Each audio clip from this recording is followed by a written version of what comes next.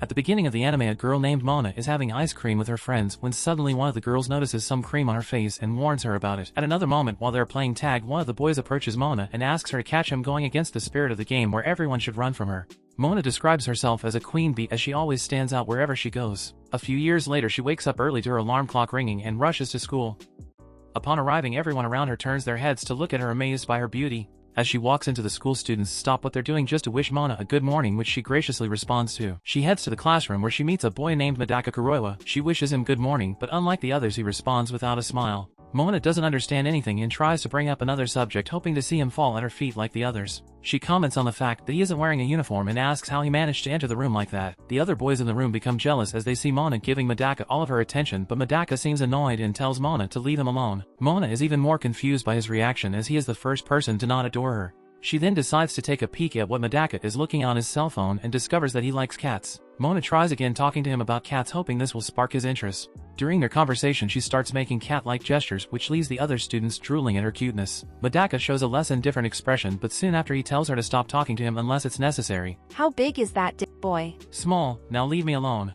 Frustrated, Mona reflects on her life, recalling that she has always been adored by everyone, always the center of attention, always receiving romantic requests. The fact that Madaka shows no interest in her perplexes her. She tries more tactics, even climbing a ladder to show off her legs, hoping he will notice her. But Madaka simply walks past her, ignoring her efforts. After this, Mona tries to make him notice her by falling, hoping he will at least show some concern, but Madaka keeps walking, pretending not to have seen anything. Later in class, Mona asks for permission to go to the infirmary, claiming she feels sick. The teacher asks someone to accompany her and a girl volunteers, but Mona quickly pulls Madaka to go with her instead. Once at the infirmary, she corners him against a wall and reveals that she has never been sick. She just wanted some time alone with him. While trying to seduce him, Mona begins to feel bad about herself. She asks him how he feels about her because she can't understand why he is so indifferent to her. Madaka responds that he doesn't hate her, but his emotions remain unreadable. She tries to push him to talk more, but in their awkward interaction, they accidentally fall onto a bed. Mona, now on top of him, tries to appeal to him by showing more skin, but Madaka continues to look at her with contempt. This makes Mona even more paranoid.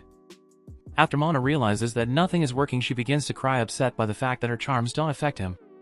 As she rolls off the bed, Madaka quickly moves to catch her, but Mona becomes embarrassed, asking him to get off her. Madaka, also embarrassed, insists he had no wrong intentions. He leaves the infirmary red-faced, but soon returns to advise her to protect herself and save her body for someone she truly loves. Mona is enchanted by his words, but she doesn't fully understand why she feels drawn to him. After a while, she becomes convinced that she will do whatever it takes to win his heart. The next day, she tries again to talk to him, but Madaka continues to ignore her, and during physical education class, she attempts to get his attention by stretching, asking him to join her, but he remains indifferent.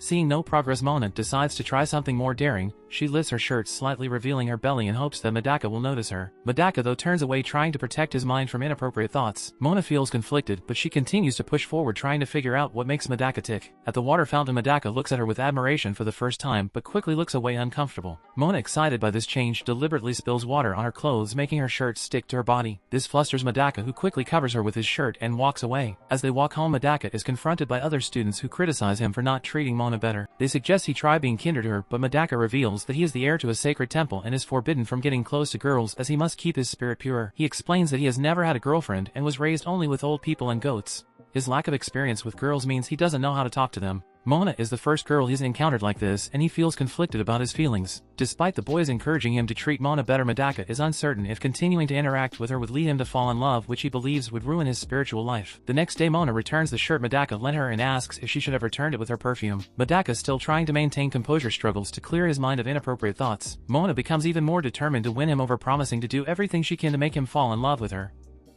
The next day, Mona wakes up to go to school, and just like the day before, people continue to stare at her wherever she goes. After all, the Queen Bee's magic is still active. As soon as she arrives at school and enters art class, Mona is approached by the same boys as always. Just like before, they're enchanted by her, commenting that she remains as charming as ever. Instead, she calls Madaka's attention again, asking him what he thinks of the pose she is sitting in.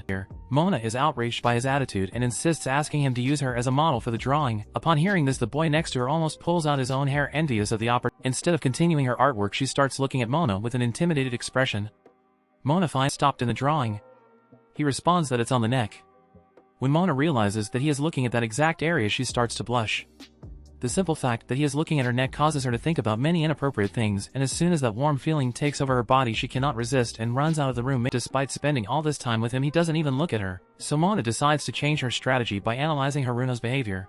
He leaves abruptly to regain control, leaving Mona shocked that her tactic didn't work. Mona notices Haruno still staring at her and deduces the girl must like Madaka. Determined to understand her competition, Mona begins stalking Haruno. She observes Haruno's helpfulness, such as watering plants and cleaning blackboards, unprompted. Mona grows increasingly frustrated seeing Haruno as a perfect girl. Her modesty, praised figure, and compatibility with Madaka irritate Mona further. She vents to herself, admitting that Haruno seems sweeter and more likable, fearing that Madaka might prefer someone like her. Deciding to step up her game, Mona experiments with affection. When a classmate hands her a book, she thanks him by saying "I love you," causing him to blush. Realizing she's never treated Madaka with such affection, Mona decides to try it on him. Later, she deliberately drops her scarf for Madaka to pick up. Before she can finish, a gust of wind lifts her skirt, leaving her embarrassed. She retreats, feeling like she missed another chance. A month passes and Mona grows frustrated as Madaka shows no signs of interest. To complicate matters, she is chosen as the class representative alongside Haruno. Spending more time with her rival, Mona observes that Haruno doesn't seem to view her as competition, which only irritates her more. One day, Mona glimpses Haruno's phone screen and Haruno quickly hides it, claiming Mona would hate her if she saw what was on it. This piques Mona's curiosity and she chases Haruno down to see the phone. When Mona, why are you gay? Her beauty and charisma and kept the photos so she could look at her even when not at school. To Mona's disbelief, Haruno insists there are only 300 photos. Relieved that Haruno isn't interested in Madaka, Mona recalls when she told Haruno to stay away from him and awkwardly tries to claim she was talking about fish. Haruno, however, sees through her excuses and admits she has noticed Mona's changed behavior since Madaka transferred to their school. Despite everything, Haruno declares she will support Mona in winning Madaka over, fully aware of her crush on him. Mona, caught off guard by the unexpected alliance, begins to see Haruno in a new light.